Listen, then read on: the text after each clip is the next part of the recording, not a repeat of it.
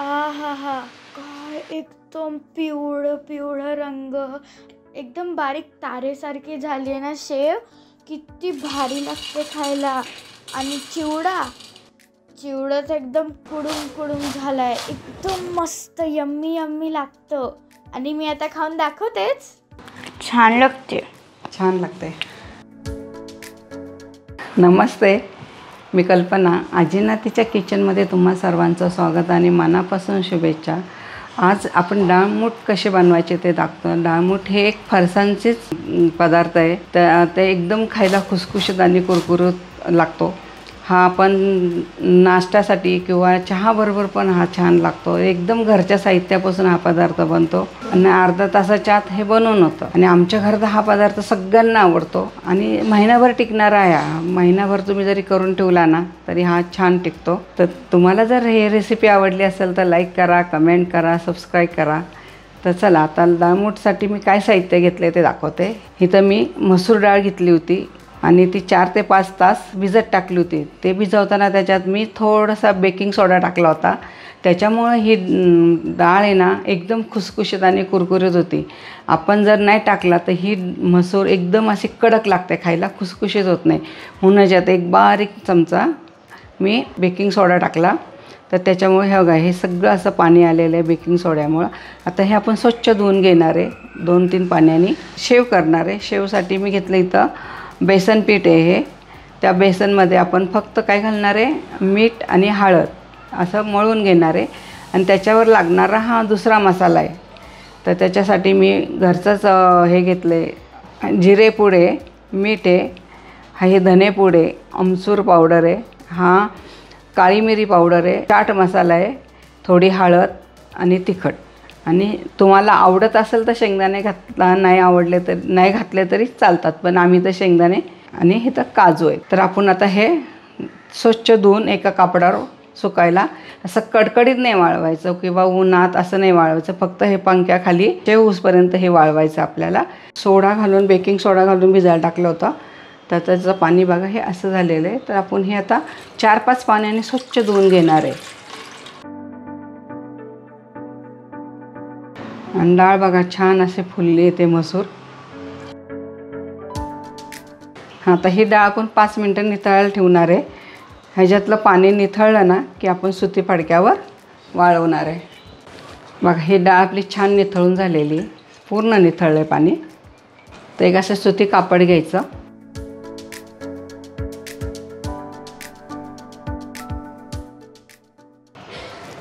ते पंख्याखाली वाळवायचे, सावलीतही नाही वाळवायची, उन्हात पण नाही वाळवायची. आपली शेव होईपर्यंत हे सुकल, जास्त सुकवायची नाही, थोडी ओलसरच पाहिजे. चला आता डाळमूठसाठी आपण इथं डाळीचं पीठ घेतलं आहे. ते आता भिजून घेऊया शेवेसाठी. तर मी ते 1 बाऊल डाळीचं पीठ घेतलं आहे. थोडंसंच मीठ घालायचं आपण ह्याच्यात, थोडीशी हळद आणि 1 चमचा आपण तेल घालतो ह्याच्यामध्ये. आता हे सगळं पीठ आपण मिक्स करून घेऊ हाताने. तुम्हाला जर हाताने नसेल आवडत तर तुमचं आपलं ते रवीसारखं असतं किंवा 1 चमचा असतो ते घ्या आणि असं मिक्स करा. पण हाताने छान होतं आहे, ह्याच्या अशा गठोड्या वगैरे होत नाही आहे. आता हे छान मीठ आणि हळद मिक्स झालेली आहे. तेल एकदम पाणी नाही टाकायचं, थोडं थोडं पाणी टाकत जायचं.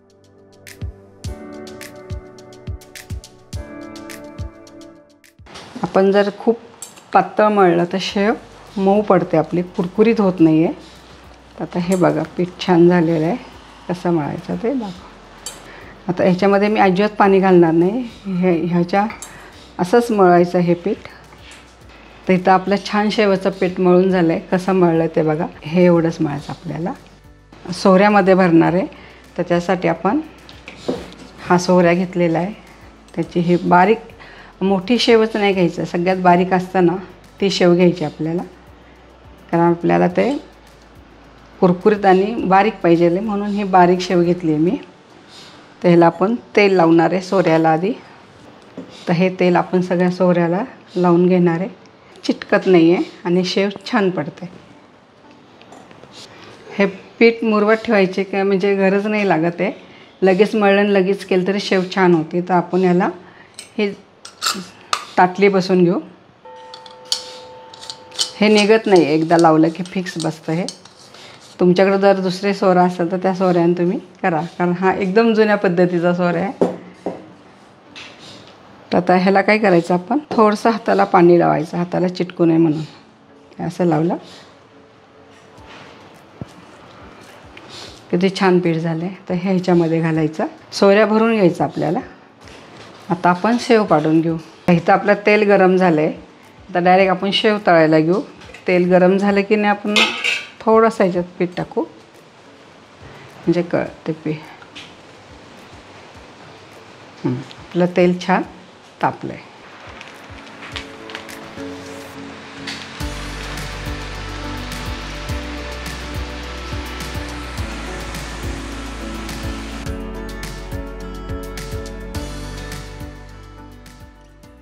आता एक बाजू छान आपली तळून घेऊ की मग दुसऱ्या बाजूला आपले शेव. तेल तापलं की नाही हे एकदम वर येतं आपण घातलेलं. तर आपलं हे तेल छान तापलं आहे. आणि शेव नेहमी मंद आचेवर तळायची, आता मग त्याचा रंग बदलतो आणि तांबूस रंग होतो आणि मऊ पडते, अशी कुरकुरीत आणि खुसखुशीत नाही होत. आता एक बाजू झाली, आता दुसरी बाजू आपण पलटी करून घेऊ. बघा किती कलर छान आला आहे शेव. चला आता ही शेव मस्त तळून झाली, कलर पण छान आलेला आहे, खूप छान दिसते.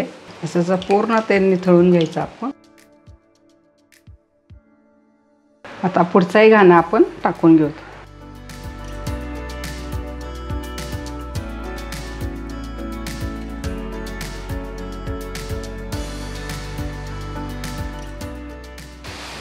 छान दोन्ही बाजूने आता तळून घेऊ आपण, ह्याच्यासारखेच तळून घेऊया. चला हे आपले दोन्ही बाजूने शेव छान तळून झालेले आहे. त्याला आपण आता काढून घेऊ.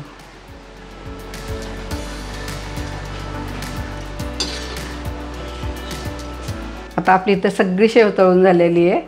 आता ह्याच तेलामध्ये आपण शेंगदाणे काजू तळून घेऊ आणि मसूर पण आपली तळायची राहिली आहे. मग मसूर तळायला घेऊ. आता शेंगदाणे तळू. चला इथं आपले शेंगदाणे तळून होतात, तोपर्यंत तुम्हाला शेव मोडून दाखवते.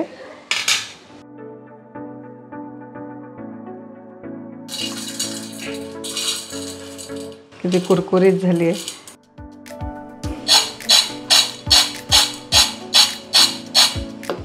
तर इथं आपले छान खरपूस शेंगदाणे तळून झालेत. आता हे शेंगदाणे आपण काढून घेऊ. शेंगदाणे नाही घातले तरी चालेल, कोणी बदामाचे तुकडे पण घालतात, काजू घालतात. खरपूस छान तळून झालेले शेंगदाणे.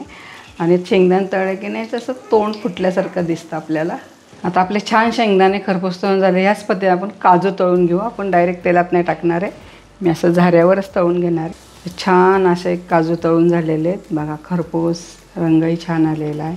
तर हे काजू आपण काढून घेऊ. आता ह्याच्यावर आपण कढीपत्ता तळणार आहे, तो पण डायरेक्ट नाही टाकणार तेलात, मी ह्याच्यावर झाऱ्यावरच करून घेणार आहे. कढीपत्ता नाही टाकला तरी चालेल, नाही कढीपत्त्यामुळे चव छान येते चिवड्याची. हे काढून घेऊ आपण. छान असं खरपूस तळून झालं आहे बघा, आवाज येतो आहे. भिजून जे टाकली होती एक 15-20 मिनटं कापडावर, आपण जास्त सुकवली नाही, छान अशी हाताला लागली पाहिजे. जास्त वाळवायची नाही आहे हे मसूर, म्हणजे आपली छान होते मसूर. फक्त ओलावा कमी करायचा आहे. सुती कापडावर मी टाकलं होतं. आता आपण मसूर पण तळून घेऊ.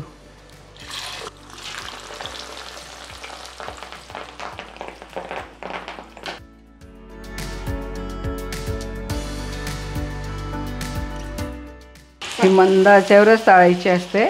आपली डाळ छान भिजली आणि छान अशी सुकवून, ज्या सुकवले नाही ते बघा किती छान झालं आहे मसूर.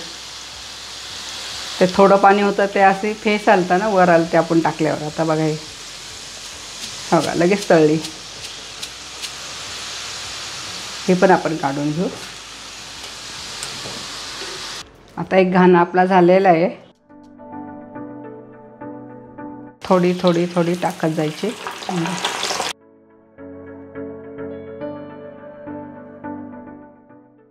ही तेलात टाकली की फुटल्यासारखी होती आहे, पण एकदम खरपूस होती ही डाळ बघा. असताना आपण जास्त ही सुकवली नाही ना फडक्यावर, त्यामुळं, आणि तशीच हीच चांगली लागते चिवडा करायला. शेव आपण छान असे मोडून घेतलेली आहे बघा, अशी खरपूस झाली आहे शेव. आता पहिले टाकणार आहे मसूर तळून घेतलेली. काय सुंदर दिसते मसूर तळलेली. हे तळलेले शेंगदाणे, आपण तळून घेतलेले काजू पण टाकणार आहे त्याच्यातच.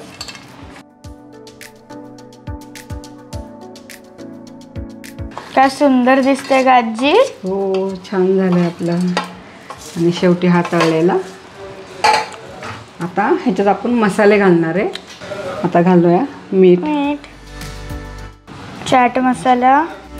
आता हे आहे आमसूर पावडर, हे मिरी पावडर आहे, जिरी पावडर, आणि आता लाल तिखट आपलं. आपण असं करून घेऊ, मग टाक. हाताची चव वेगळी लागते.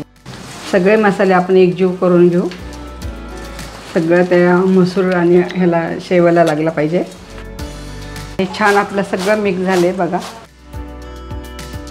असं केलं की छान लागतं. ही डाळमुठ बनवून तयार आहे. काय मस्त दिसतीये. ही चांगली महिना 2 महिने छान टिकते. डब्यासाठी, आदल्यामधल्या खाण्यासाठी किंवा चहाबरोबर ही खूप छान लागते. पण मी ही टिकूच देत नाही. चांगले हवाबंद डब्यामध्ये ठेवा. आता पावसाळ्याचे दिवस आहेत, तर ही 1-2 महिने छान टिकणार आहे डाळमुठ आहे. छान लागते.